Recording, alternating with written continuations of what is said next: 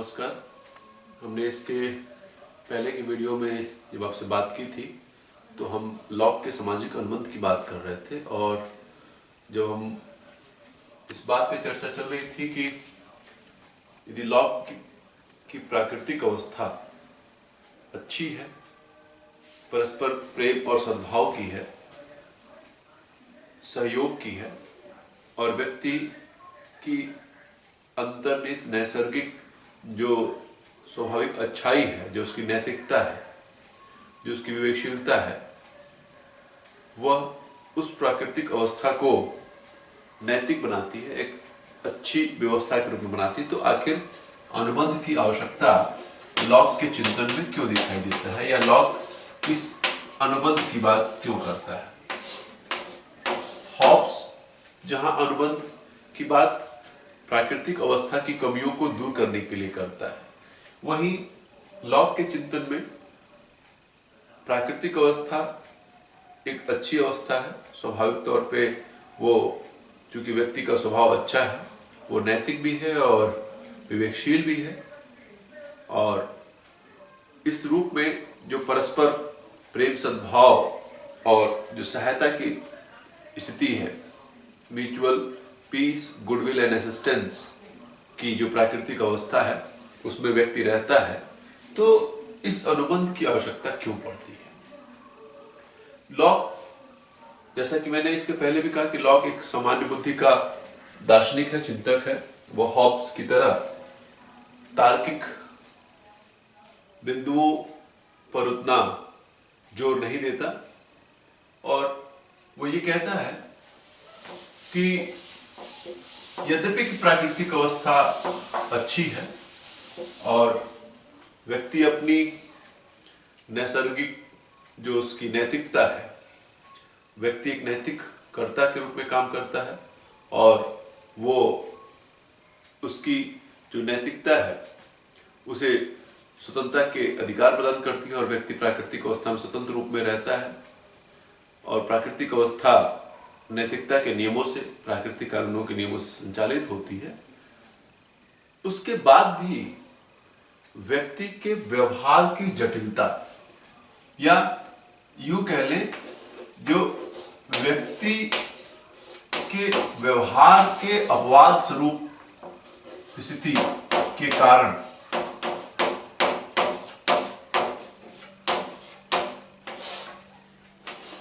कई बार ऐसी स्थिति हो सकती है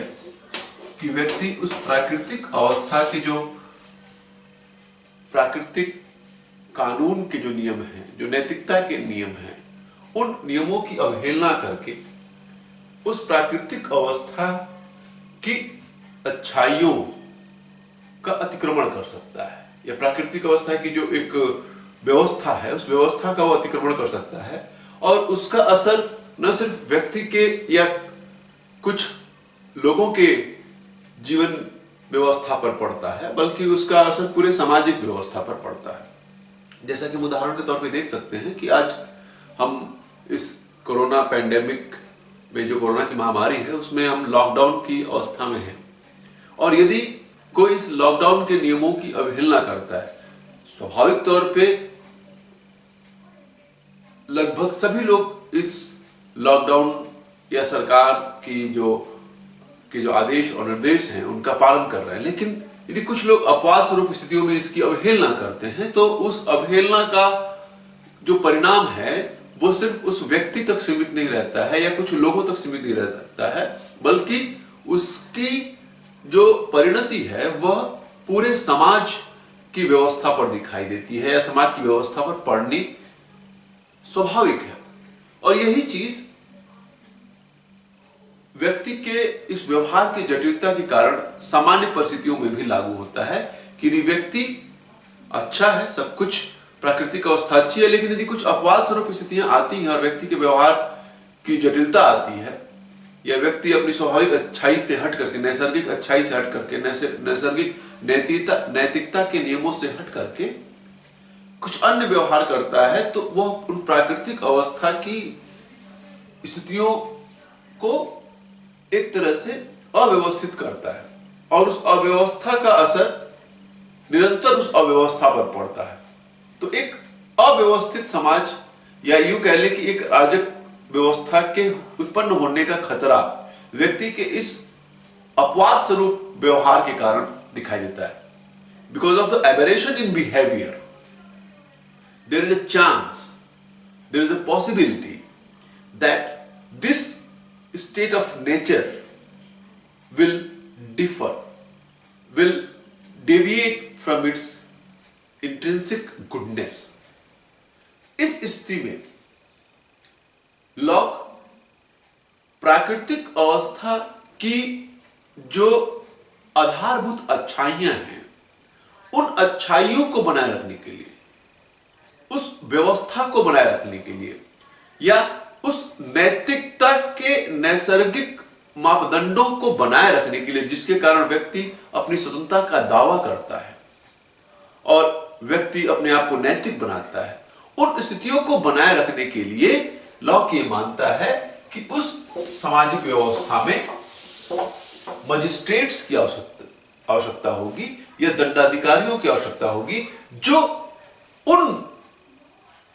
व्यक्तियों को या उन लोगों के व्यवहार का नियमन कर पाएंगे, उनको नियंत्रित कर पाएंगे, उनको एक व्यवस्थित जीवन या जो व्यवस्थित जीवन के जो नियम हैं, जो नैतिकता के नियम हैं, उन नैतिकता के नियमों के अनुरूप जो है उनको नियंत्रित कर पाएंगे। इसके लिए जो मजिस्ट्रेट्स की आवश्यकता होगी, राज्य की आवश्यकता होगी, सरकार की आवश्यकता होगी। और इसलिए लॉ प्राकृतिक अवस्था की अच्छाई होते हुए भी वह सामाजिक अनुबंध की बात करता है। दूसरा, प्राकृतिक अवस्था यद्यपि की बहुत अच्छी है और उसमें व्यक्ति नैतिक है, स्वाभाविक उसकी अच्छाइयां हैं, वो परस्पर प्रेम सद्भाव पूर्ण वातावरण में रह रहा है। प्राकृतिक अवस्था जो है वह शांति सद्भाव और सहयोग की है, जिसमें कि व्यक्ति स्वतंत्र है, उसकी समानता है। लेकिन इस स्थिति से अनुबंध के बाद लॉक यद्यपि कि उसकी जो स्वतंत्रता का जो गुण है वह उसके पास, व्यक्ति के पास बना रह रहा है। हॉब्स इसलिए अनुबंध से वापस जाने की अनुमति नहीं देता कि वह प्राकृतिक अवस्था की कमियों की तरफ चला जाएगा, वह ऐसी अवस्था में चला जाएगा जो कि एकाकी दीनित पाशविक घृणित और क्षमंगुर होगा। लेकिन लॉक यह कहता है कि यदि एक बार अनुबंध होने के बाद वापस उस कालक्रम को हम पीछे नहीं ले आ सकते या उस ये समय की अपनी एक विशिष्टता है कि हम समय की धारा में हम आगे बढ़ते हैं, तो निश्चित तौर पे एक बार अनुबंध होने के बाद चाहे वो कितनी भी अच्छी हो, हम उस अवस्था की तरफ नहीं जा सकते या उस अवस्था की तरफ नहीं जाएंगे, प्राकृतिक अवस्था की तरफ नहीं जाएंगे। तो यहां जो अनुबंध होगा वह दो प्रकार के अनुबंधों की बात करता है, जैसे कि इसकी पुस्तक के शीर्षक से भी हम स्पष्ट रूप से पहचान सकते हैं। दो अनुबंध की बात करता है, two treaties on civil government. इस अनुबंध में पहले स्तर पर वह नागरिक समाज के निर्माण की बात करता है और दूसरे स्तर पर नागरिक सरकार, civil society and civil government. इस अनुबंध के द्वारा एक स्तर पर नागरिक समाज का निर्माण हो रहा है और दूसरे स्तर पर नागरिक सरकार का। और यहां यद्यपि कि प्राकृतिक अवस्था अच्छी है, लेकिन उसके बावजूद भी चूंकि प्राकृतिक अवस्था की तरफ व्यक्ति को नहीं जाना है, इसलिए इस और व्यक्ति की स्वतंत्रता भी महत्वपूर्ण है, व्यक्ति की जो शासन करने का गुण है वो भी एक महत्वपूर्ण पक्ष है लॉ के सिद्धांत में। तो अब किस तरह से इन दोनों के बीच एक संतुलन स्थापित किया जाए कि व्यक्ति की स्वतंत्रता भी अक्षुण्ण बनी रहे, व्यक्ति की नैसर्गिक नैतिकता के गुण भी उसके पास बने रहे, व्यक्ति स्वतंत्रता और समानता के सिद्धांतों के नैतिक नियमों के साथ, प्राकृतिक कानून के नियमों के साथ उसमें रहे, और उसके साथ ही साथ वह जो अनुबंध के द्वारा व्यवस्थाएं बनी है उन व्यवस्थाओं में भी बना रहे। तो वह कहता है कि जो सरकार बन रही है या जो सरकार बनेगी वो वास्तव में इसमें व्यक्ति की जो स्वतंत्रता है वह समाप्त नहीं होगी, या व्यक्ति का जो शासन करने का जो गुण है वह मूल रूप से इस व्यक्ति के पास रहेगा। वह जो उस समाज में रहने वाला व्यक्ति है वह वास्तव में अपने शासन करने के गुण को अपने पास ही धारित करेगा, वह इस सरकार को नहीं देगा, या इस जो अनुबंध के द्वारा जो भी व्यवस्था बन रही है उस व्यवस्था के तहत वह इसको प्रदान नहीं कर रहा है। तो फिर वो क्या दे रहा है? वो प्रश्न फिर यहां पे आ रहा है कि यदि वो अपनी स्वतंत्रता नहीं दे रहा है तो वह क्या दे रहा है? यह जो स्वतंत्रता या जो शासन करने का गुण है वह सिर्फ एक ट्रस्ट के रूप में एक निश्चित समयावधि के लिए हस्तांतरित किया जा रहा है। मूल रूप से अपने शासन करने का जो अधिकार है वह व्यक्ति के पास बना हुआ है। व्यक्ति जो है वह अपनी स्वतंत्रता और अपने उस शासन करने के गुण को अपने पास ही धारित करता है। मूल रूप में वास्तव में वह एक ट्रस्ट के रूप में, एक न्यास के रूप में अपने शासन करने के गुण को कुछ शर्तों के साथ या कुछ अपेक्षाओं के आधार पर किसी सरकार या राज्य को हस्तांतरित करता है, और जिसका मूल जो आधार है वह व्यक्ति के पास सुरक्षित बना हुआ है। यानी व्यक्ति अपने प्रतिनिधि के रूप में अपना एक, जैसे हम आज चुनाव में वोट करते हैं तो हम अपना प्रतिनिधि चयन करते हैं, वास्तव में शासन हम करते हैं। तो यहां पर व्यक्ति के शासन, चूंकि व्यक्ति के जो शासन करने का गुण है उसकी स्वतंत्रता उसको नैतिक बनाती है, और यहां यदि इसकी स्वतंत्रता समाप्त हो जाएगी तो उसके नैतिकता के गुण भी समाप्त हो जाएंगे। तो प्राकृतिक व्यवस्था की जो अच्छाइयां हैं या जो उसके नैतिकता के जो नियम हैं, नैसर्गिक नियम हैं, वो भी समाप्त हो जाएंगे। तो व्यक्ति की स्वतंत्रता पर एक हानि होगी, या व्यक्ति की स्वतंत्रता जब नहीं रहेगी तो वह अपने आप को नैतिककर्ता के रूप में भी नहीं देख पाएगा। तो यहां पर वह, और चूंकि व्यक्ति विवेकशील है, व्यक्ति एक रेशनल बीइंग है, इसलिए वह नैतिक और विवेकशील होने के नाते उसके पास शासन करने का गुण है। तो उस शासन करने के गुण के साथ जब उसके पास ये क्षमता है तो वह एक कुछ निश्चित समय के लिए वह अपने अधिकारों को किसी व्यक्ति या समुदाय को सौंपता है, जो कि नागरिक सरकार के रूप में। यहां पे दो प्रकार के अनुबंध हो रहे हैं, जिसमें पहले ही बताया था, नागरिक समाज और सरकार। यहां पे यानी इस अनुबंध से वापस जाने पर व्यक्ति इस प्राकृतिक अवस्था में नहीं जा रहा है, बल्कि यह प्राकृतिक अवस्था में नहीं जा रहा है, बल्कि इस अनुबंध के समाप्त होने के बाद व्यक्ति इस नागरिक समाज की अवस्था में रह रहा है। यानी समाज की स्थिति बनी रहेगी, समाज बना हुआ है। केवल सरकार जो कि एक ट्रस्ट के रूप में, एक न्यास के रूप में स्थापित हो रहा है, वो अनुबंध समाप्त हो रहा है, और इस नए अनुबंध के द्वारा वह दूसरे सरकार को या नागरिक समाज दूसरे सरकार को वो ट्रस्ट या जो अपना विश्वास है वो सौंप सकता है। और इस आधार पर लॉक जो है दो अनुबंधों की बात करता है कि इस अनुबंध से वापस होने के बावजूद भी वह इस प्राकृतिक अवस्था में नहीं जा रहा है, और इसके इसी तरह से राज्य का अस्तित्व सामने आया होगा। और इस आधार पर लॉक जो है वह ब्रिटेन में उन तत्कालीन परिस्थितियों में संसदात्मक जो व्यवस्था है या संसदीय व्यवस्था है उसका समर्थन करता है, और राजतंत्र की जगह वह संसदीय व्यवस्था का समर्थक है। और उसकी जो संप्रभुता है, जहां पर हॉब्स निरंकुश संप्रभुता की बात करता है, लॉक लोकप्रिय संप्रभुता की बात करता है। यानी वास्तव में जो संप्रभुता है वह लोगों में ही निवास करेगी। यह लोकप्रिय संप्रभुता इन व्यक्तियों में ही निवास करेगी, और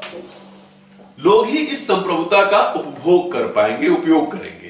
किसके माध्यम से? अपने प्रतिनिधियों के माध्यम से, जो कि एक ट्रस्ट के रूप में सरकार का निर्माण कर रहे हैं। और सरकार यदि उनकी अपेक्षाओं, उनकी जरूरतों के अनुरूप काम कर रही है तो पुनः वो अपना एक विश्वास उस सरकार में आरोपित करेंगे, और यदि वो सरकार उनकी अपेक्षाओं और विश्वास के अनुरूप काम नहीं कर रही है तो वह उससे वापस लेंगे। जैसे कि ठीक हम अपने बैंक से में पैसा जमा करते हैं और यदि संतुष्ट नहीं होते उसकी सेवाओं से तो हम उसको वापस लेते हैं, उसी प्रकार से यहां भी ये बात लागू होती है। और इस आधार पर संसदीय व्यवस्था का समर्थन करता है। लॉक कहता है कि बहुमत के द्वारा जो है वह अल्पमत पर शासन करना एक नैतिक अधिकार है, वो एक नैतिक उसका अधिकार है। और